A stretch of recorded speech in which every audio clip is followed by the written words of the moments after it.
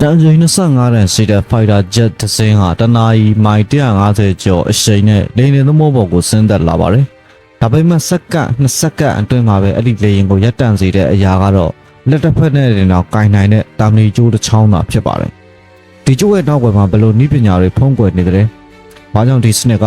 ကမ္ဘာ့ခြေတက်အင်အားကိုထောက်ပံ့ပေးနိုင်တဲ့အဓိကအချက်ဖြစ်လာတာလဲ။ဒီနေ့ဗီဒီယိုမှာအသေးစိတ်တင်ဆက်ပေးတော့မှာပါ။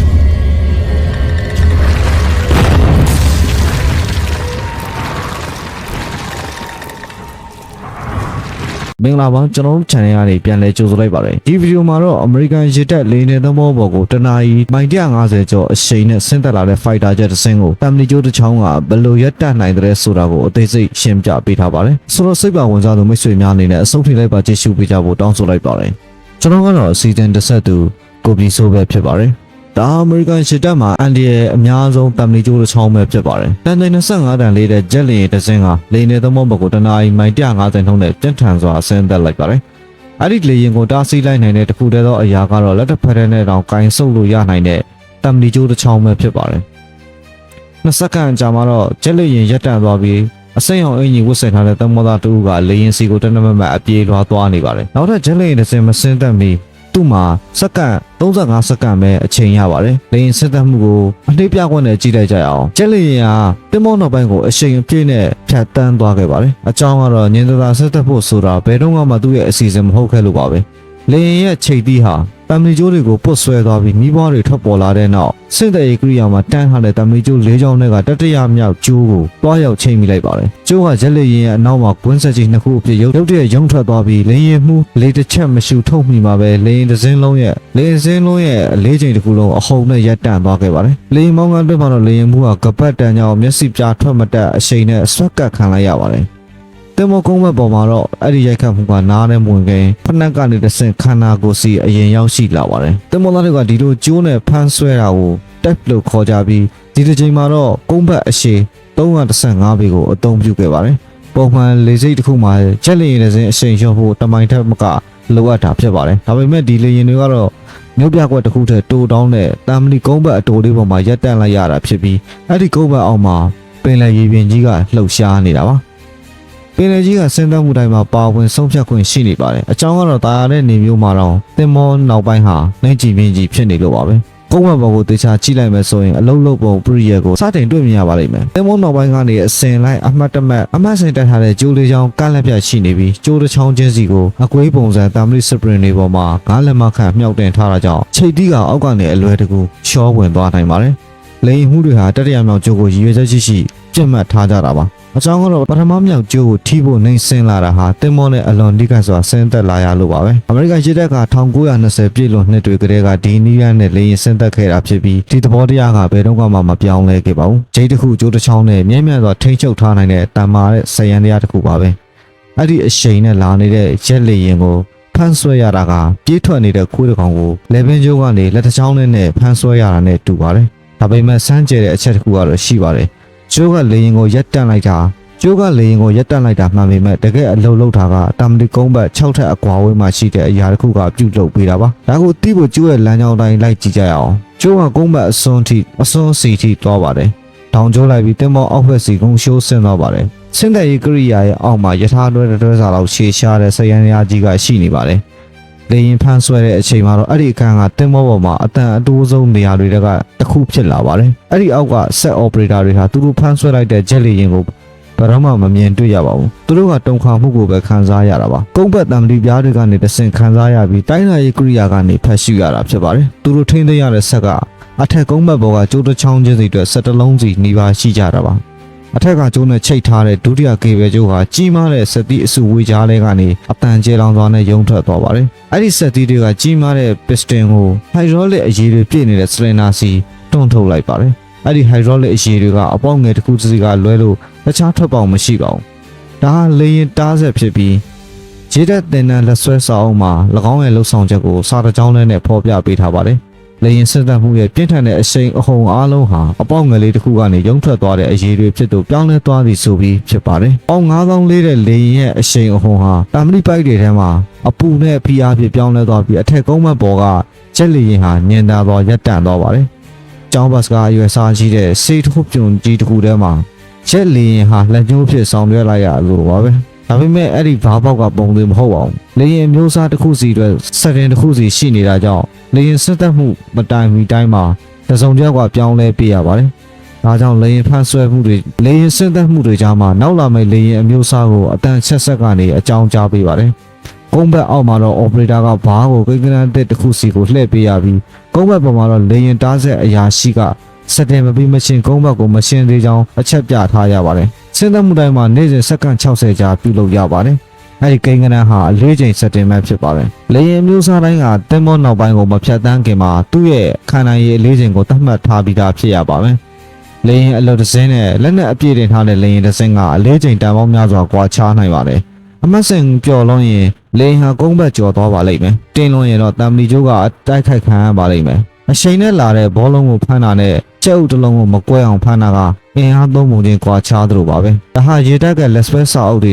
တိုက်ရိုက်ယူထားတဲ့အချက်ပဲဖြစ်ပါတယ်။ကိန်းဂဏန်းတွေကဖမ်းဆွဲမှုကိုပြုလုပ်ပေးတာဖြစ်ပြီးတာမနီကျိုးကတော့အားကိုပို့ဆောင်ပေးတာဖြစ်ပါတယ်။အထက်ကုန်းဘက်ပေါ်မှာတော့ဘယ်သူမှဒီကိန်းဂဏန်းကိုမမြင်ရပါဘူး။သူတို့မြင်တာကအလုံးလုံးနေတဲ့ကျိုးတစ်ချောင်းပါပဲ။ကိန်းဂဏန်းမှားရင်သွားတဲ့နေ့အထိပေါ့။ကုန်းဘက်ပေါ်မှာတော့ဂျိုက်အင်ဂျင်ရပ်တန့်သွားပါပြီ။ဒါကအနောက်ဘက်ကိုပေးအနှဲငယ်လေးပြန်ဆုပ်သွားပြီးကျိုးဟာဂျိုက်ကနေသဘာဝအတိုင်းလွတ်ထွက်သွားရမှာဖြစ်ပါတယ်။ဒါပေမဲ့ဒီတစ်ချိန်တော့မလွတ်ပါဘူး။အစိမ်းအောင်အင်ကြီးဝတ်တမောသားတယောက်ကအပြေးထွားရောက်ရှိလာပြီးစိတ်ထုတ်ထားတာတွေတောင်အရေးပျော်ကျနိုင်တဲ့အိတ်ဇောပိုက်အကိုငုံဝင်ကကျိုးကိုဂျိတ်ကနေလက်နဲ့ဆွဲချွတ်လိုက်ပါတယ်။အဲ့ဒီတော့မှတော့သူကကုန်းဘတ်တစ်ခုလုံးကိုပြန်ရုပ်ဖို့အချက်ပြလိုက်ပါတယ်။ကျိုးကမူလနေရာကိုပြန်ဝင်ရောက်သွားပြီးစင်းသက်ရေးကရိယာပြန်ပွင့်သွားပါတယ်။တင်မောရဲ့နောက်ဖက်တစ်နေရာမှာတော့နောက်ထပ်ချက်လေရင်တစ်စင်းကစင်းသက်ဖို့လမ်းကြောင်းပေါ်ရောက်ရှိနေပါပြီ။စင်းသက်ရေးကရိယာကိုတေချာကြည့်မယ်ဆိုရင်လူ9ယောက်ကိုတွေ့ရပါလိမ့်မယ်။ကျိုးကိုဝေးထိန်းစနစ်နဲ့ပြန်ရုပ်ပေးနေတဲ့ကုန်းဘတ်အစွန် operator ကျိုးကိုလှုပ်ပြီးအချက်ပြနဲ့ချိန်ပုတ်သမားတမ်မီကျိုးကိုကုန်းဘတ်အစွန်ကနေတွန်းထုတ်ပေးတဲ့ဒုက္ကိုင်သမောသား2ယောက်စစ်ဆေးသူ2ယောက်တယောက်ကကျိုးကိုစစ်ဆေးနေတဲ့အချိန်မှာအခြားတယောက်ကနောက်ကိုကြည့်ပေးနေတာပါအကြောင်းကတော့လေရင်ဆင်းသက်နေတဲ့အချိန်မှာအောက်ကိုစိုက်ကြည့်နေတာဟာကုန်းဘတ်ပေါ်မှာဖွင့်မလွတ်နိုင်တဲ့အမှားဖြစ်လို့ပါပဲနောက်ပြီးဒါကိုကုတ်ကဲနေတဲ့အရာရှိတူဦးလို့ဖြစ်ပါတယ်သူတို့မပြီးမချင်းကုန်းဘက်ကဆင်းသက်ရမရသေးတဲ့အခြေအနေဖြစ်နေမှာဖြစ်ပါတယ်တခုလုံးကိုပြန်လဲပြင်ဆင်ဖို့စက္ကန့်35စက္ကန့်ပဲကြာမြင့်ပြီးရိပ်ပုတ်သမားကလက်ဝဲသမားတယောက်ထိုးချက်လေးကျင့်နေတယ်လို့မျိုးအဲ့ဒီစီးချက်တွေကိုကျွမ်းကျင်လာပါတယ်ကျက်လျင်ပြည့်ထွက်မှုအချက်ပြမှုရှင်းလင်းသွားတဲ့ကုန်းဘက်အမိနစ်စာငြိမ်သက်မှုပြီးမှတော့ကောင်းခွင့်ကနောက်တစ်စင်းဆေးလွတ်လိုက်ပါတယ်။လေရင်ပြန်သက်မှုများပြားတဲ့နေ့ပါတော့ဒါဟာအချိန်တရာမကဖြစ်ပွားနိုင်ပါတယ်။ဆယ်စုနှစ်များစွာအတွင်းကျက်လျင်တွေဟာပိုပိုမြန်ဆန်ပြီးပိုပိုလေးလံလာခဲ့ပေမဲ့လူသားတွေကတော့စက္ကန့်60တူညီတဲ့ချိန်သားကိုင်းမှုကိုပဲထိန်းသိမ်းထားကြပါတယ်။ခုံးဝက်ပေါ်ကကျိုးတိုင်းဟာတက်တန်းအရေးအတွက်တက်တန်းရေတွက်မှုအောက်မှာရှိနေပြီးဘသူကမှတက်တန်းကုန်ဆုံးတဲ့အထိစောင့်ဆိုင်မနေကြပါဘူး။အချိန်125ချိန်မြောက်ဖမ်းဆွဲမှုပြီးဆုံးသွားတာနဲ့တင်နောက်ထပ်လင်းမလာမီမှာအဖွဲ့သားတွေကချက်ချင်းလှုပ်ရှားကြပါတယ်။ပုံမှန်အစွန်းကဂျိတ်ဆက်မှုတွေကိုဖြုတ်လိုက်ပါတယ်။ကျိုးဟောင်းကိုစင်တဲ့ရေကရိယာတွေကနေဆွဲထုတ်ယူပြီးကျိုးအစ်စ်ကိုအစားထိုးကစပလင်တွေပေါ်မှာတေချာထိုင်ကြအောင်ပြုလုပ်ပြီးစစ်ဆေးသူတွေရဲ့လက်ထဲရောက်ရှိသွားပါတယ်။တင်မောသားတွေကဒူးထောက်လိုက်ပြီးကျိုးတစ်ချောင်းစီကိုလက်နဲ့စစ်ဆေးကြပါတယ်။ဒါဟာနောက်ဆုံးစဉ်းစားမှုအပြီးတိုင်မှာပြုလုပ်လို့ရှိတဲ့နည်းလမ်းဖြစ်ပါတယ်။ USS George H.W. Bush တမောဘော်ကစစ်ဆေးသူတယောက်ကအဲ့ဒီလိုစစ်ဆေးမှုအတွင်းကျိုးမြေတချို့ပြတ်တောက်နေတာကိုတွေ့ရှိခဲ့ရင်အဲ့ဒီကျိုးကိုချက်ချင်းအသုံးပြုမှုကနေရပ်ဆိုင်းလိုက်ပါတယ်။စာအုပ်ထဲမှာပါတဲ့စီးမြင်တိုင်းသာဆိုရင်အစားထိုးမှုတစ်ခုလုံးဟာ3မိနစ်ခန့်ကြာမြင့်ပြီးကုန်းဘက်ကပြန်လည်လုံးလုံးနိုင်ပြီဖြစ်ပါတယ်။သူတို့ကဆွန့်ပစ်လိုက်တဲ့ကျိုးကိုပြန်လည်ကြည့်လိုက်ကြရအောင်။အဲ့ဒီကျိုးရဲ့အတွင်းပိုင်းမှာ19ရာစုကဒီပညာတစ်ခုပါဝင်နေပါတယ်။တမ်မလီကျိုးမြင့်တွေကိုစီစိန်ထားတဲ့လျှော်ကျိုးအနှစ်ပေါ်မှာရစ်ပတ်ထားတာဖြစ်ပြီးတမ်မလီကျိုးတင်းရခံရတိုင်းအဲ့ဒီလျှော်ကျိုးကတမ်မလီမြင့်တွေစီတွေကိုစိတ်ထုတ်ပေးပါတယ်။21ရာစုစစ်တဲမောကြီးရဲ့အတွင်းပိုင်းမှာရှေးဟောင်းကျိုးပြပြင်ရေးမိပညာပါဝင်နေတာပါ။အဲ့ဒီကျိုးဟာပေါင်2သိန်းထက်မကအဲ့ဒီကျိုးဟာပေါင်2သိန်းထက်မကတဲ့တင်းအားကိုခံနိုင်ရရှိပြီးဒီတဲ့တင်လည်းဒဇင်းကိုတောင်မှချိတ်ဆွဲထားနိုင်ပါတယ်။အဲ့ဒီကိန်းဂဏန်းနှစ်ခုစလုံးကရေတက်ကတရားဝင်ကိန်းဂဏန်းတွေဖြစ်ပြီးရေတက်ကအချိန်125ချိန်ဆင်းသက်ပြီးတာနဲ့ဟောင်းနှမ်းပုံမပေါ်သေးရင်တော့မှအချိန်တိုင်းအသက်လဲလှယ်ဖြစ်ပါတယ်။လေကြောင်းလိုင်းတွေကတာယာတွေကိုလဲလှယ်သလိုပါပဲ။ရေတက်မှုအတိုင်းပဲဆောင်ရွက်ပြီးပုံစံကိုကြည့်ပြီးတော့မလှုပ်ဆောင်ပါဘူး။ရေတက်မှုစစ်ဆေးသူတွေတာမဏိဘော်ကလက်ပလာတွေဒါတွေအားလုံးကသူတို့အလိုလိုသတိထားနေရတာမဟုတ်ပါဘူး။ဒါတွေအားလုံးကကြိုးပြတ်တောက်မှုတွေဖြစ်ပေါ်သွားကြရတဲ့နေရက်တွေကနေရရှိလာတဲ့သင်ခန်းစာတွေဖြစ်ပါတယ်။အဲ့ဒီစီမင်းတိုင်းကလူတစ်ယောက်ကရင်ထဲမှာသိသိထားရပါမယ်။ရေတက်ဟာအဲ့ဒီလိုလူမျိုးဖြစ်အောင်ဘီယာအောင်တရားဝင်ဝတ်တောက်လို့မရသေးတဲ့အသက်အရွယ်ကလေးက လေ့ကျင့်ပေးပါတယ်တင်မောသားအသက်တယောက်ဟာတင်မောပေါ်ရောက်တာ9ရက်ပဲရှိသေးပြီးအသက်19နှစ်ပဲရှိပါသေးတယ်အထက်ကုန်းဘက်အရာရှိကသူ့ကိုဒီကုန်းဘက်ပေါ်မှာပတ်တိရက်ခိုင်းထားပါတယ်သူ့ရဲ့အခုလက်ရှိလုပ်ကတော့ဘာကိုမှမထီပဲလက်နှစ်ဖက်ကိုဘေးမှာချပြီးရပ်နေဖို့ပါပဲပေ30ကွာမှာဂျက်လျင်တစ်စင်းဆင်းသက်လိုက်ပါတယ်ကုန်းဘက်ကတုံခေါမှုဟာသူ့ဖက်ကနေတစ်စင်းစိတ်ဝင်သွားပြီးအတန်ကျေလောင်မှုဟာနှစ်ချက်နှစ်ထပ်တက်ထားတာကိုတောင်ဖောက်ထွက်သွားပါတယ်လေရင်ကိုဘက်ကဘယ်သူမှသူ့ကိုမကြည့်ရပေမဲ့အားလုံးကသူ့ဘက်မှာရှိနေတဲ့ဆိုတာကိုအတိအကျသိပါတယ်အဲ့ဒီတင်မောသားရဲ့တင်ကြားမှုဟာလွန်ခဲ့တဲ့လပေါင်းများစွာကတည်းကစတင်ခဲ့တာဖြစ်ပြီးစာသင်ခန်းနဲ့ဝေးကွာနေတဲ့နေရာမှာပြီးဆုံးခဲ့တာပါပထမဆုံးစစ်တင်တန်းအဲ့ဒီနောက်ဖလော်ရီဒါပြည်နယ်ပင်ဆာကိုလာမှာဆယ်ရန်တရားတွေကို9ပတ်ကြာလေ့လာခဲ့ရပါတယ်အဲ့ဒီနောက်မှာစစ်မှန်တဲ့ပညာရေးရောက်ရှိလာပါတယ်အဲ့ဒါကတော့တင်မောကိုယ်တိုင်ပါပဲသူ့ရဲ့ရေရှင်းစစ်ကပ်ပြားအောက်မှာတာဝန်တစ်ခုစီအလုပ်တစ်ခုစီကိုတစုံတယောက်ကစောင့်ကြည့်မှုအောက်မှာပဲလက်မှတ်ရေးထိုးရပါတယ်သူကပျောက်ထုတ်လှုပ်ဆောင်နိုင်ပြီးတော့လက်မှတ်ရေးထိုးမခံရတဲ့အထိစောင့်ကြည့်မှုအောက်မှာပဲအားလုံးကိုလှုပ်ဆောင်ရပါတယ်ဒီဖုတ်သမားရဲ့တာဝန်ကိုကုန်းဘက်ကရုပ်တည်းမဟုတ်တော့ပဲဟန်ချက်ညီလှုပ်ရှားမှုဖြစ်လာတဲ့အချိန်ပြီးအချိန်ချင်းဘေးကနေရက်ကြည့်ရင်ရယူခဲ့ရတာပါဒါတွေအားလုံးကိုရေတက်ရဲ့ထောက်တွေထဲမှာအသေးစိတ်ရေးသားထားပါတယ်ဒါတွေမတိုင်မီပထမဆုံးနေ့မှာပဲခုံးဘက်ကပထမဆုံးစီမင်းရောက်ကြည့်လာပါတယ်တို့ကအခြားနောက်ထပ်တစ်မျိုးမပြောမချင်းဆင်းသက်လာတဲ့ဂျက်လေရင်တွေဟာတင်မောကိုဥတီလာတဲ့ဒုံးတွေတစ်စင်းဖြစ်ပါတယ်လေရင်မှုတို့ကဘိန်းတွေကိုကုန်းဘက်တွေနဲ့ထိတာနဲ့အရှိန်အပြည့်ပြင်းလိုက်ကြပါတယ်အချောင်းကတော့တိုးလေးချောင်းစလုံးကိုလဲချော့သွားလို့ရှိရင်စောင်းနေတဲ့ကုန်းဘက်အစွန်းကနေပြန်တက်ဖို့ဖြစ်ပါတယ်ဒါကိုဘော်ဒါလို့ခေါ်ပြီးစောင်းနေတဲ့အတောင်းတွေဟာလဲချော့သွားပါကရက်တက်ထားတဲ့လေရင်တွေနဲ့မဝင်ပဲပင်လယ်ပြင်ပေါ်ရောက်ရှိသွားတယ်လို့ဖြစ်ပါတယ်။အဲ့ဒီစီမင်းတို့ကိုခက်ခဲစွာရေးသားလာခဲ့ရခြင်းဖြစ်ပါတယ်။1982ခုနှစ်ဖလော်ရီဒါအလွန်များတဲ့ညမှာရက်ဆက်နေမစ်တင်မောပေါ်ကိုဆင်းသက်လာတဲ့ EA-10B လေဟာဘိုးလိုင်းကနေလဲချော့သွားပြီး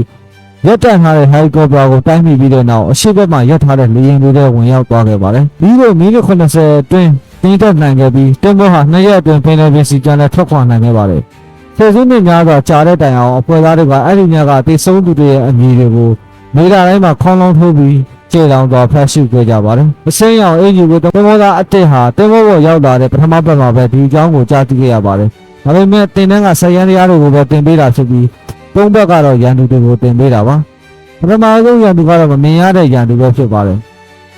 အခုလက်ရှိအခြေအနေကိုစစ်ဘက်ဆိုင်ရာနဲ့ပထဝီနိုင်ငံရေးရှုထောင့်ကကြည့်မယ်ဆိုရင်လေတင်သဘောပေါ်ကတိုက်လေရင်တွေအရှိန်ဟုန်နဲ့ဆင်းသက်လာတဲ့စနစ်ဟာဒီတဲ့လေကြောင်းအင်အားရဲ့ဗဟိုသောကျက်ဖြစ်ပါတယ်။တင်မောရဲ့ကန့်သက်ထားတဲ့မြေနေရာတူတောင်းမှုအပေါ်မှာအလေးချိန်များပြားပြီးအရှိန်ပြင်းထန်တဲ့တိုက်လေရင်တွေကိုစက္ကန့်ပိုင်းတွေရပ်တန့်နိုင်ခြင်းဟာရေတက်ကပင်လယ်ပြင်စွန့်ဝေးစွမ်းရည်ကိုတိုက်ရိုက်ထောက်ကူပြုပါတယ်။ဒီစနစ်ကစက်မှုနည်းပညာတက်တာမဟုတ်ဘဲလူနဲ့စက်ပစ္စည်းတွေရဲ့စက္ကန့်မလဲဟန်ချက်ညီညီလှုပ်ရှားရတဲ့စစ်ဘက်ဆိုင်ရာစနစ်တစ်ခုဖြစ်ပါတယ်။ကုန်းဘက်ပေါ်မှာရှိတဲ့ဖို့စပန်နာအပါဝင်အဖွဲ့ဝင်တွေရဲ့စက္ကန့်35စက္ကန့်အတွင်းပြန်လည်ပြင်ဆင်နိုင်မှုဟာလည်းလေတင်သမောရဲ့စဉ်းစားမှုကြံတက်မှုနှုံထားကိုတိုက်ရိုက်ဆုံးဖြတ်ပေးပါတယ်။စစ်ပွဲအတွင်းလေရင်တွေမြန်မာစံပြန်လည်ဖြည့်တင်းပြန်တန်းနိုင်ခြင်းဟာရန်သူတဲ့စစ်ရေးအသာစီးရရှိဖို့အတွက်အရေးပါလာပါတယ်။ဒါကြောင့်မို့လို့ဒီလုပ်ငန်းစဉ်ဟာအမေရိကန်ရေတပ်ကစစ်ရေးစွမ်းရည်နဲ့တိုက်ခိုက်ရေးအစဉ်အသင့်ဖြစ်မှုကိုထင်ဟပ်နေပါတယ်။လေတင်တင်မောကုန်းဘက်ပေါ်ကလုပ်ငန်းစဉ်တွေကလုံးဝအမှားယွင်းလုံးလို့မရတဲ့စနစ်တွေပေါ်မှာအခြေခံထားပါတယ်1982ခုနှစ် US နေမစ်မတော်တဆမှုနဲ့1992ခုနှစ် US Theodore Roosevelt ပေါ်ကလေဝင်ပေါ်စုပ်ယူခံရမှုဖြစ်စဉ်တွေဟာလေကြောင်းစစ်စင်ရေးအတွက်သတိမမူတဲ့အမှားတစ်ခုကဘလောက်ထိကြီးမားတဲ့ဘေးအန္တရာယ်နဲ့စစ်ရေးဆုံးရှုံးမှုကိုဖြစ်ပေါ်နိုင်စေကြောင်းဖော်ပြပါတယ်။ဒါကြောင့်မလို့အမေရိကန်ရေတပ်ကစီကံပိုင်းဆိုင်ရာလေ့ကျင့်မှုတွေကိုလွန်စွာအလွန်တင်းကျပ်စွာစီမံထားခြင်းဖြစ်ပါတယ်။ဒီလိုဖြင့် FOD လို့ခေါ်တဲ့အပြက်စီးတွေလိုက်လံကောက်ယူတဲ့ဌာနဟာယာရုအစင်တမ်းရေးပါဝင်နေရတဲ့စစ်ဘက်ဆိုင်ရာရှင်းပြလှုပ်ဆောင်မှုတစ်ခုဖြစ်ပါတယ်။ဘလော့သားပေါင်းများစွာတန်ကြေးရှိတဲ့ပြန်စပေါင်းမြောက်တိုက်လေရင်တွေရဲ့အင်ဂျင်တွေကတင်းငယ်တဲ့ဝက်အူတစ်ခုကြောင့်ပျက်စီးသွားနိုင်တယ်လို့လက်တွေ့စစ်စင်ရေးစွမ်းရည်ကိုထိမ့်သိမ်းမှုအတွက်နည်းပညာမြင့်မားမှုအပြင်အခြေခံလူ့စွမ်းအားအရင်းမြစ်ရဲ့စီကံပြေဝမှုပါမရှိမဖြစ်လိုအပ်ကြောင်းဖော်ပြရင်းနဲ့ဒီဗီဒီယိုကိုအဆုံးသတ်လိုက်ပါတယ်။နောက်များမှလည်းအခုလိုမိတ်ဆွေတို့တဲ့ဘူးတုဒ္ဒဆိုင်ရာအကြောင်းအရာလေးတွေကိုရှာဖွေစူးစိတင်ဆက်ပေးနေပါမို့လို့ကျွန်တော်ရဲ့ channel ကို subscribe လုပ်ပြီးစောင့်မျှော်ကြည့်ရှုပေးကြဖို့တောင်းဆိုလိုက်ပါတယ်။ကျွန်တော်ကတော့ကြည်ဆိုပါ။